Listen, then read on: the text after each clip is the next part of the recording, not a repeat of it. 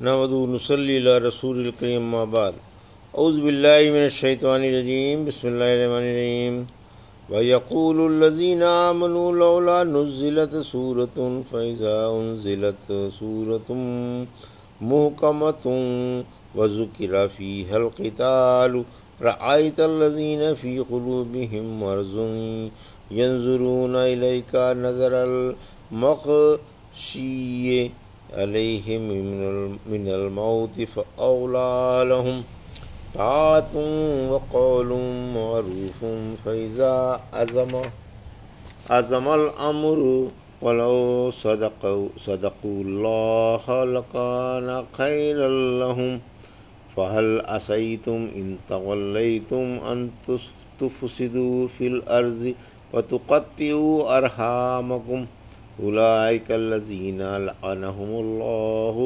فأصمهم وأعمى أبصارهم أفلا يتدبرون القرآن أم على قلوب أقفالها إن الذين ارتدوا على أدبارهم من بعد ما تبين لهم الهدى هدى الشيطان سول لهم وأملى لهم ذَلِكَ بِأَنَّهُمْ قَالُوا لِلَّذِينَ كَرِهُوا مَا نَزَّلَ اللَّهُ سَنُطِيعُكُمْ فِي بَعْضِ الْأَمْرِ وَاللَّهُ يَعْلَمُ إِسْرَارَهُمْ فَكَيْفَ إِذَا تَوَفَّتْهُمُ الْمَلَائِكَةُ يَضْرِبُونَ وُجُوهَهُمْ وَأَدْبَارَهُمْ ذَلِكَ بِأَنَّهُمُ اتَّبَعُوا مَا أَسْخَطَ اللَّهَ وَكَرِهُوا رِضْوَانَهُ فَأَحْبَطَ أَعْمَالَهُمْ۔ ابھی آپ نے سورہ محمد کی آیت 20 سے 28 کی تلاوت سماعت فرمائی۔ ان آیتوں کا ترجمہ اور تفسیر اس طرح ہے۔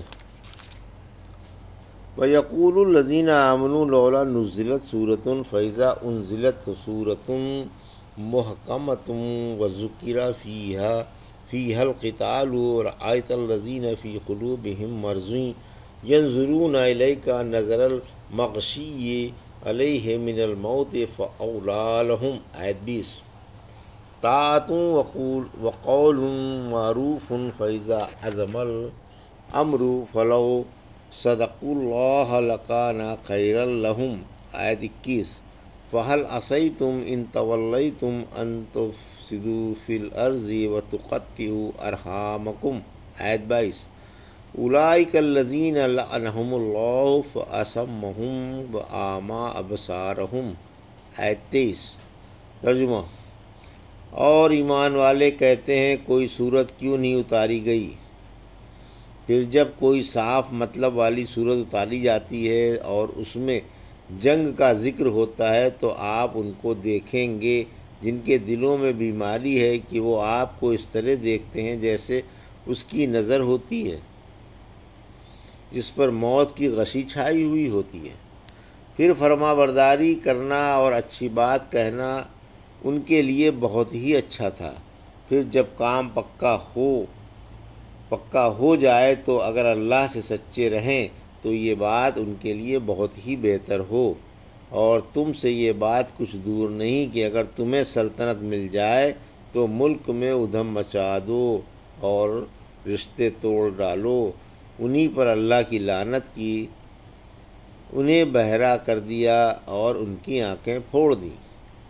یہ تھا ترجمہ آیت 20 سے 23 کا۔ تفسیر آیت 20 بعض لوگ جہاد سے گھبراتے ہیں، یعنی مسلمان جہاد کے خواہش مند تھے، پھر جب ان کی خواہش کے مطابق جہاد فرض ہو گیا تو اس سے بہت سے لوگ ہٹ گئے۔ سورہ نساء کی آیت 77 فرمایا آپ نے ان کو نہیں دیکھا جن سے کہا گیا تھا کہ اپنے ہاتھ روکے رہو، نماز پابندی سے پڑھتے رہو اور مال کی زکوٰۃ نکالتے رہو۔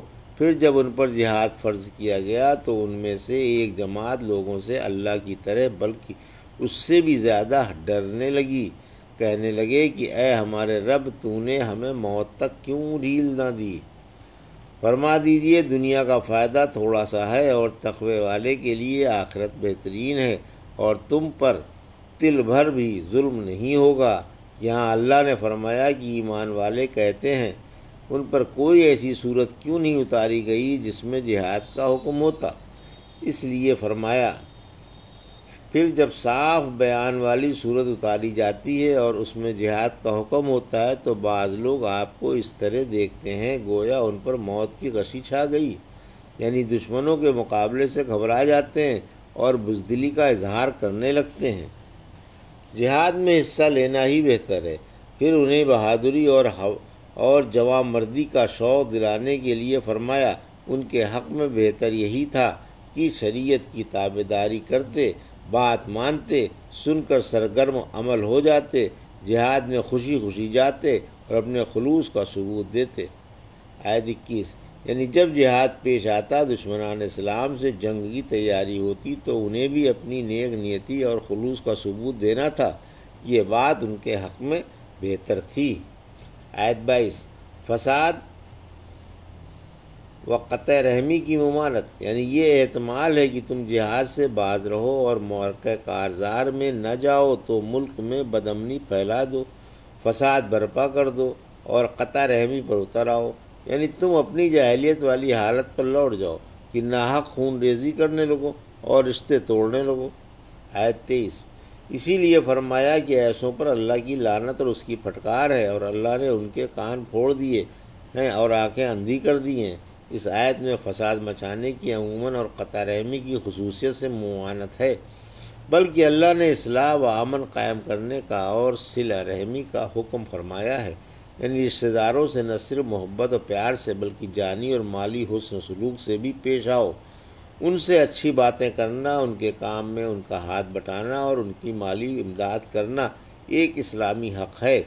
حدیث میں ہے کہ اللہ جب مخلوق پیدا کر کے فارغ ہوا تو رحم نے رحمان کا دامن پکڑ لیا، فرمایا ہاں کیا بات ہے؟ بولا یہ پناہ مانگنے والے کا مقام ہے جو قطع رحمی سے تیری پناہ مانگتا ہے۔ فرمایا کیا تو اس سے خوش نہیں کہ میں صلہ رحمی کرنے والے کو ملاؤں اور قطع رحمی کرنے والے کو کاٹ دوں؟ بولا کیوں نہیں؟ فرمایا یہ بات تیرے لیے ہے۔ ابو ہریرہ تعالیٰ نے کہا اگر تم چاہو تو فہل عصیکم پڑھ لو۔ افلا یتدبرون القرآن ام علی قلوب اقفالها، آیت 24، ان الذین ارتدوا علی ادبارہم من بعد ما تبین لهم الہدی الشیطان سول لهم واملی لهم، آیت 25، ذالک بانہم قالوا للذین کرہوا ما نزل اللہ سنطیعکم فی بعض الامر واللہ یعلم اسرارہم، آیت 26، فکیف اذا توفتہم الملائکۃ یضربون وجوہہم وادبارہم، آیت 27، ذالک بانہم اتبعوا ما اسخط اللہ وکرہوا رضوانہ فاحبط اعمالہم، آیت 28۔ ترجمہ، تو کیا یہ قرآن میں غور نہیں کرتے؟ ان کے دلوں پر تالے ہیں۔ جو لوگ اپنے سامنے ہدایت واضح ہو جانے کے بعد اپنی پیٹھوں پر پھر گئے، بلا شبہ شیطان نے ان کے عمل ان کے لیے خوبصورت بنائے اور انہیں ڈھیل دے دی گئی، یہ اس لیے کہ انہوں نے ان سے جنہوں نے اللہ کی اتاری ہوئی وحی کو ناپسند کیا یہ کہہ دیا کہ ہم بھی بعض باتوں میں تمہارا کہنا مانتے ہیں اور اللہ ان کے چھپانے کو جانتا ہے۔ پھر ان کا کیسا برا حشر ہوگا جب فرشتے ان کی روحیں نکالیں گے تو ان کے چہروں اور کمروں پر مار رہے ہوں گے، یہ اس لیے کہ انہوں نے اس چیز کی پیروی کی جس نے اللہ کو ناراض کر دیا اور انہوں نے اس کی رضا کو برا جانا، آخر اللہ نے ان کے عمل بیکار کر دیے۔ یہ تھا ترجمہ آیت 24 سے 28 کا تفسیر۔ آیت 24، قرآن میں غور کرنے کا حکم۔ اللہ قرآن میں غور و فکر کرنے کی اور اسے سمجھنے کی ترغیب دے رہا ہے اور اس سے منہ پھیرنے کی ممانعت فرما رہا ہے۔ چنانچہ فرمایا کہ ازلی بدبخت قرآن میں غور و فکر کیا کریں گے۔ غور و فکر کیا کریں گے؟ ان کے دلوں پر تو تالے ٹھک گئے ہیں، اب وہ بند ہیں، پھر قرآن کے معنی ان تک کیسے پہنچیں؟ جب پہنچنے کی راہ ہی مسدود ہے تو پھر اثر کس طرح پیدا ہو۔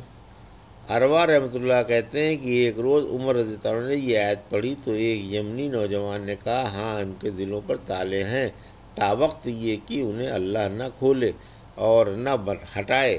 آپ کے دل میں اس نوجوان کی بات رہی اور اپنی خلافت کے زمانے میں اس سے مدد لیتے رہے۔ آیت 25 مرتد ہونے کی مذمت، یعنی جو لوگ ہدایت ظاہر ہو جانے کے بعد پھر اپنی سابقہ حالت پر آ گئے اور ایمان کے بدلے کفر اختیار کر لیا، شیطان نے انہیں چکمہ دیکھ رکھا ہے کہ یہ فعل اچھا سمجھ رہے ہیں حالانکہ یہ سراسر برا ہے۔ آیت 26 نفاق کی نحوست، یہ کفر و ارتداد اور برے کام کو اچھا جاننا ان کے اس نفاق کا بوال ہے جو ان کے دلوں پر چھا رہا تھا، جس کی بنا پر ان کا ظاہر باطن الگ الگ تھا۔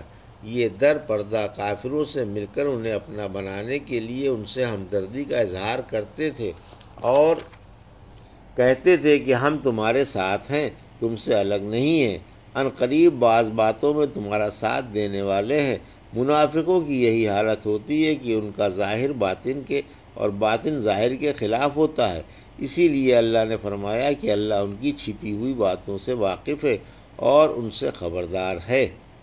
سورہ نساء کی آیت 81 میں فرمایا اور اللہ ان مشوروں کو لکھ لیتا ہے جن پر یہ رات بسر کرتے ہیں۔ آیت 27 فرشتے کافروں کی مار مار کر روحیں نکالتے ہیں، یعنی ان کی کیسی بری گت بنے گی جب فرشتے ان کی روحیں نکالنے کے لیے آئیں گے اور روحیں ان کے جسموں میں چھپتی پھریں گی۔ آخر فرشتے سختی سے اور مار مار کر ان کی روحیں نکالیں گی۔ فرمایا سورہ انفال کی آیت 50 میں کاش آپ دیکھتے جب کافروں کی روحیں ان کے چہروں پر اور کمروں پر مار مار کر فرشتے نکال رہے ہوں گے۔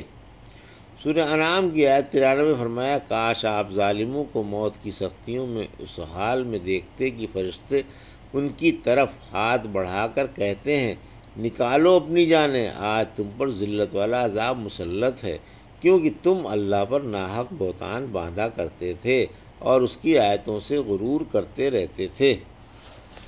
یہ تھا سورہ محمد کی آیت 20 سے 28 کا ترجمہ اور تفسیر جو بھی آپ نے سماعت فرمائی۔ بارک اللہ لی و لکم فی القرآن الحکیم و نفعنا ایاکم بآیات الذکر الحکیم۔